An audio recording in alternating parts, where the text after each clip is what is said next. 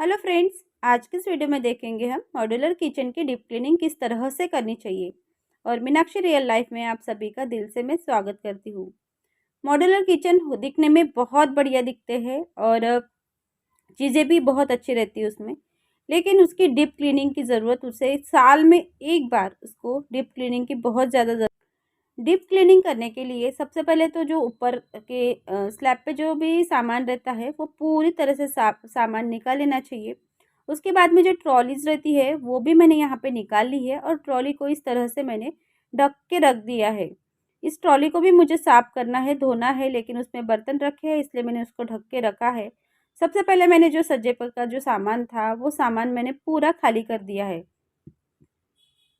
उसके बाद जो ट्रॉली है वो भी निकाल के बाहर रख दी है, लेकिन ट्रॉली निकाली है और पूरा किचन मुझे खाली करना है। तब तक जो भी कंटेनर है किचन में, वो कंटेनर को मैं कंटेनर साफ़ करने के लिए मैंने यहाँ पे थोड़ा गुनगुना पानी लिया है, उसमें विम जेल डाला है और उसमें सोडा, जो खाने वाला सोडा है रहता है, वो मैंने 1 चम्मच उसमें डाला है। अब इसी लिक्विड से मैं ये कंटेनर धो रही। कंटेनर कांच के हो या प्लास्टिक के, किसी भी टाइप के कंटेनर हो, तो इसी लिक्विड से अगर धोते हैं तो कितना भी चिकनाई क्यों ना हो, कंटेनर इजीली साफ़ हो जाते हैं। और इसको जो स्क्रब हम लेते हैं वो बहुत सॉफ्ट वाले स्क्रब लेना चाहिए। प्लास्टिक या ग्लास के कंटेनर साफ़ करने के लिए हमेशा सॉफ्ट स्क्रबर का ही यूज़ करना चाहिए। ये जितने भी किचन में थे उतने पूरे धो लिए हैं और कंटेनर का अंदर का जो भी सामान था वो मैंने बाहर सुखाने के लिए डाल दिया है दूसरे बर्तन में।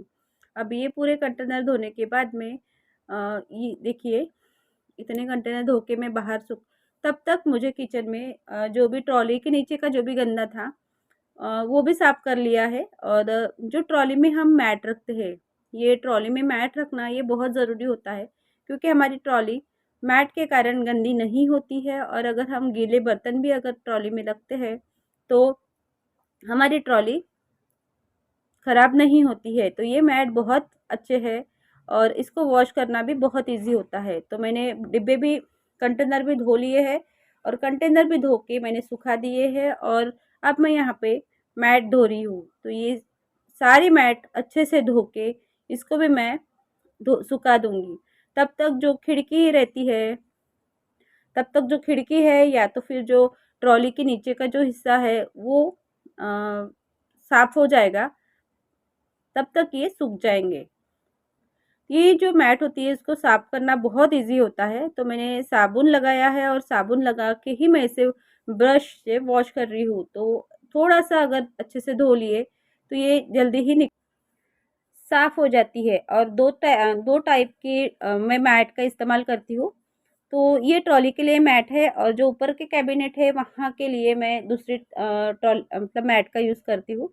तो जो दूसरी जो मैट है, ये जो मैट है ये बहुत लाइट कलर की है और ये मैट पर अगर कोई भी चीज़ रखते हैं, काँच के रखते हैं, तो वो चीज़ें सरकती नहीं है, वो अच्छे से बैठ जाती है। तो मैंने मैट धो लिए हैं, कंटेनर धो लिए और सुखा दिए हैं। उसके बाद में मैंने पूरा किचन खाली किया है और किचन खाली करने के बाद में अब जो काँच लगे हैं, ये काँच को और जो खिड़की लगी है उसे मैं अच्छे से वॉश करूँगी। तो खिड़की को भी मैंने वही लिक्विड तैयार किया है, विनेगर, खाने वाला सोडा और विम जेल, वही लिक्विड मैंने यूज़ किया है। और वही लिक्विड से काँच भी साफ़ होते हैं और ट्रॉलीज भी साफ़ होती है। फर्नीचर भी मैं उसी से क्लीन करती हूँ, बस वो साफ़ करने के लिए अलग अलग स्क्रब का यूज़ करती हूँ। और जो खिड़की है, खिड़की साफ़ करने के लिए ब्रश का यूज़ किया है और कॉलिन का यूज़ किया है इन्होंने। और मेरे हस्बैंड बाहर से खिड़की साफ़ कर रहे हैं और मैं अंदर से।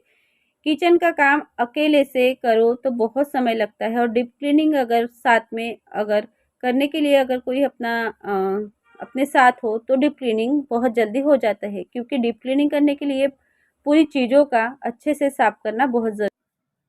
किचन की क्लीनिंग तो हम हर रोज़ करते हैं, पर पर डीप क्लीनिंग करना 6 महीने में या साल में डीप क्लीनिंग करने की बहुत ज़रूरत होती है।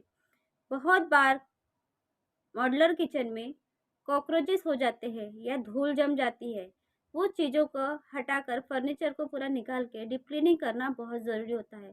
तो देखिए मैंने वहाँ की टाइल्स भी घिस ली है, काँच भी अच्छे से साफ़ कर लिए हैं और जो दीवार थी उस पर भी मैंने पोंछ लिया है।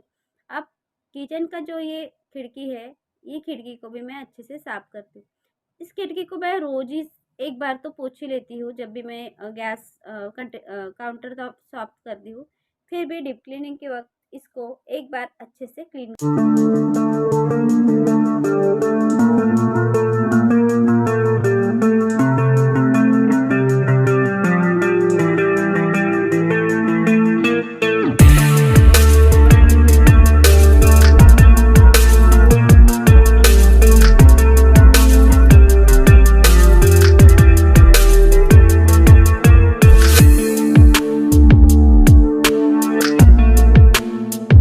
और बहुत सी चीज़ें ऐसे निकलती है, अनयूज़ चीज़ निकलती है, क्योंकि हम बार-बार चीज़ें लेते रहते हैं। अगर कोई भी अच्छी चीज़ हमें दिखे तो हम लेते हैं, पर लेकिन डीप क्लीनिंग के वक़्त हमें पता चलता है कि हमारे यहाँ कितनी सारी चीज़ें ऐसी हैं जो हम यूज़ ही नहीं कर रहे हैं।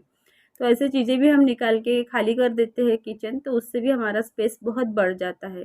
तो देखिए हस्बैंड भी खिड़की बाहर से साफ़ कर रहे हैं, मैंने अंदर से पूरी खिड़की साफ़ कर ली है, गैस स्टोव साफ़ कर लिया है और पूरा जो काउंटर टॉप है वो भी बहुत अच्छे से क्लीन किया है। उसके बाद में जो ये फर्नीचर है, ये भी मुझे क्लीन करना है, तो इसको भी मैं वही लिक्विड से साफ़ कर रही हूँ और इससे भी मैं अच्छे से साफ़ करके उसके बाद में हम जब भी क्लीनिंग करते हैं तो हमें थकावट आ ही जाती है। तो थकावट भगाने के लिए बीच में हमारा चाय पीना भी बहुत ज़रूरी होता है। तो चाय पीने से एनर्जी आती है और चाय बना रही हूँ और वो 2 कंटेनर थे शुगर टी के, वो भी मैंने खाली करके वो भी रख दिए हैं। और देखिए ये जो ट्रॉलीज़ निकाली है, वो ट्रॉलीज़ पे मैंने बाहर घस ली थी और धूप में ट्रॉलीज़ को सुखा दी थी। तो ये ट्रॉलीज़ को अभी मेरे हस्बैंड ट्रॉलीज़ को अच्छे से लगा लेंगे। उसके पहले जो फर्नीचर का हिस्सा है, उसे क्लीन करना है। तो ये काँच के कंटेनर थे। मैंने ये काँच के कंटेनर यही काउंटर टॉप पे सुखाने के लिए रख दिए हैं और ट्रॉलीज़ के जो भी बर्तन मैंने घस लिए थे बाहर, तो वो भी बर्तन मैंने सूखने के बाद में घर में लाके रख दिए हैं।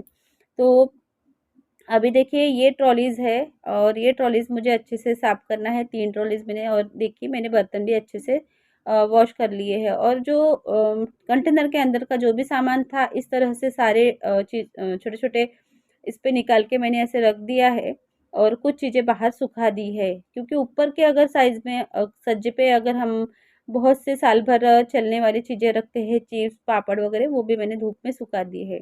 ये ट्रॉली मैंने घस ली थी, उसके बाद में जो ऊपर का जो फर्नीचर का हिस्सा है, तो वही लिक्विड से ये साफ़ कर रहे हैं और साफ़ करने के बाद में अच्छे से पोंछ के उन्होंने वो ट्रॉलीज़ लगा दी है। तो शाम हो गई है और देखिए मैंने ये सारे कंटेनर मेरे बहुत अच्छे से सूख गए हैं, तो मैंने अभी ये ला के रख दी है। अभी इसे भर के